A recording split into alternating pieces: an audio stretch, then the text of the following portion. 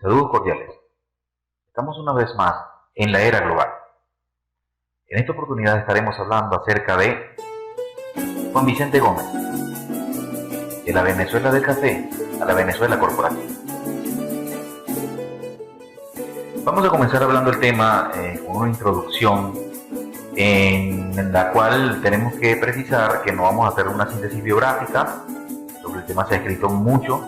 Recomendamos investigar la publicación acerca de su hija Cristina Gómez, que narra evidencialmente una biografía, cuál era su vida personal y una serie de facetas que apuntan a ver lo que era este personaje. Para eso invitamos el documental que dejara Oscar Llanes en su momento en su serie Así son las cosas, donde hacía una entrevista, una reseña importante de la obra, la cual les invitamos a revisar en la descripción.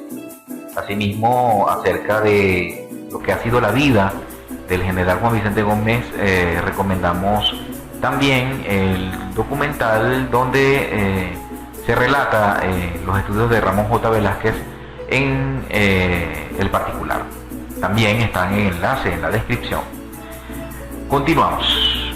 Para empezar, nuestro documental, en estos 10 minutos que tratamos de resumir esta temática, tiene que comenzar por una síntesis geográfica, puesto que estoy enfocado principalmente para mis estudiantes de la Universidad Central de Venezuela en el área de geografía económica.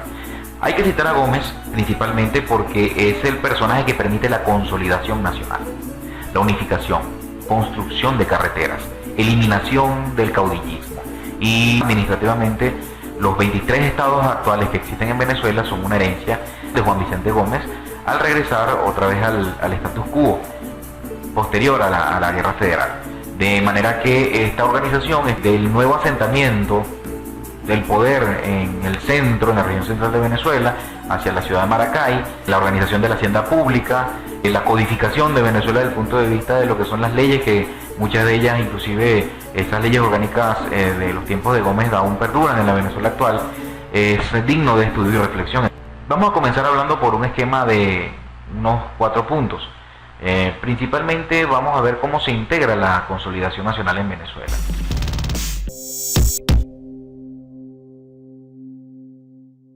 La realidad geográfica de Venezuela hacia la época de Juan Vicente Gómez, una realidad seccionada, como bien cita Beatriz Ceballos en su obra acerca de la geografía de Venezuela.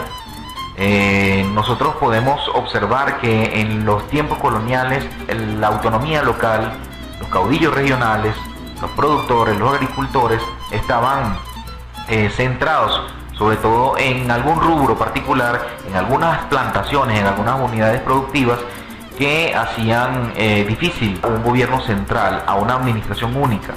Ya hemos hablado en el documental anterior, el cual tengo enlace en la descripción, sobre la Venezuela del café, cómo los principales puertos seccionaban de alguna manera las regiones del país para la extracción, primero del cacao y luego del café. Y vemos como el circuito que estaba principalmente en el lago de Maracaibo, con la ciudad de Maracaibo como puerto que integraba la zona de los Andes, del Táchira, de Maracaibo, figuraba en un lugar de importancia. Luego venía el otro puerto de importancia, que era Puerto Cabello, con todos los valles de Aragua, con las planicies de el actual estado Carabobo, de Valencia, toda esta zona productiva alrededor del lago de Valencia, una cuenca endorreica que se llama geográficamente porque está rodeada por un cinturón de tierra y no tiene acceso al mar, de manera tal que esto permite aguas dulces y tierras fértiles alrededor que eran explotadas y siguen siendo de una riqueza extraordinaria desde el punto de vista agrícola. Luego los valles de Caracas, la parte de los valles de Guárico, de Aragua, del estado Miranda, tenían salida por el puerto de La Guaira. Y hacia la zona oriental del país, por los vías de Anzoátegui y Puerto La Cruz, centralizaba junto con Cumaná la salida de buena parte de estos productos. de las plantaciones iniciales. De manera tal que integrando toda esta región occidental, los Andes, la parte de lo que llamamos andino-costera, luego la región central, la región centro-norte principalmente, y la región oriental, con los llanos propiamente de Anzoátegui, de Monagas, y la producción del estado Sucre, conformaban buena parte de la repartición en los tiempos coloniales de la producción del café y anteriormente de la producción del cacao. ¿Qué es lo que vemos en la actualidad que todavía arrastramos de aquella época? Bueno, la dificultad para la consolidación nacional. Partiendo del presente, como dijera nuestro profesor Ramón Santaella Yegres, y hacer una visión de la historia viva. Partiendo de esa visión de análisis podemos ver que la realidad del punto de vista nacional ha sido gradual y todavía no está completa en su totalidad. Por una razón principal: primero, no hay carreteras que comuniquen por ejemplo, con la región oriental. Tampoco hay redes ferroviarias eficientes, principalmente, bueno, algunas para uso público, pero no desde el punto de vista comercial. En el caso de Caracas, pues el metro de Caracas y la región que va hacia los valles de Cuba, y luego, bueno, el ferrocarril que tiene una ubicación central desde ahí, sobre todo en la región centro-norte, pero las regiones productivas de Guayana no se comunican con la región centro-norte directamente por una red ferroviaria, no hay carreteras eficientes, no hay una integración ni siquiera desde el punto de vista de la energía eléctrica, que es uno de los problemas que venimos enfrentando en la actualidad. No recibimos energía del Carolina, región centro-norte, que es la región más poblada. Estas son lo que se llama contradicciones del espacio, visto desde el punto de vista de la producción de la energía.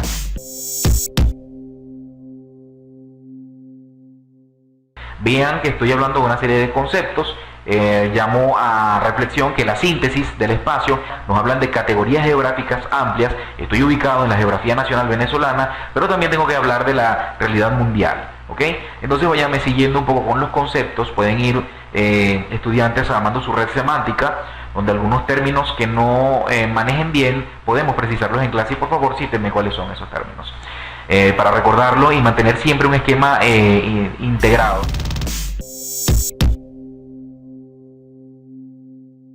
Dentro de este método analítico de descomponer el todo en sus partes, podemos ir viendo que las distintas regiones de Venezuela atendían hacia el siglo XIX a ciertos caudillos regionales. Es un fenómeno social también y económico, porque el caudillismo se afianza en unas relaciones de producción donde el dueño de la plantación muy fácilmente doblaba a los productores, a los peones o a los campesinos de soldados, quiero decir, de manera tal que estos ejércitos personales no atendían a una dirección nacional, a un ejército profesional consolidado, a un Estado consolidado, porque una de las cosas que consolida el Estado Nacional son las Fuerzas Armadas, la defensa de fronteras, la independencia propia de los estados desde el punto de vista federal para su administración, a través claramente de un alcalde, de un gobernador, de una división administrativa que permita entonces hacer un Estado organizado, federal desde el punto de vista administrativo.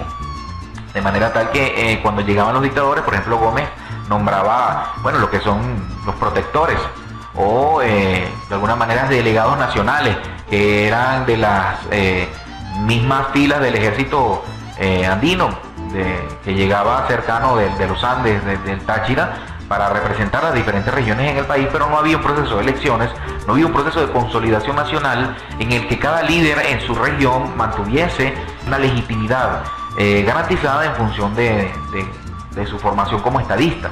Más bien los delegados nacionales eran personas que iban a gobernar en función de la representación de los intereses del caudillo de turno. Esto se veía cuando Juan Vicente Gómez, y de alguna manera esto permitió que algunos gobernadores, como cita Ramón J. Velázquez en el documental que dejo para su revisión, como algunos gobernadores de la ciudad de Caracas o del estado Sucre tenían 20, 21 años, eran muchachos realmente jóvenes. Y esto es un fenómeno que llama atención en el proceso de consolidación nacional y el proceso histórico, geográfico, político de Venezuela.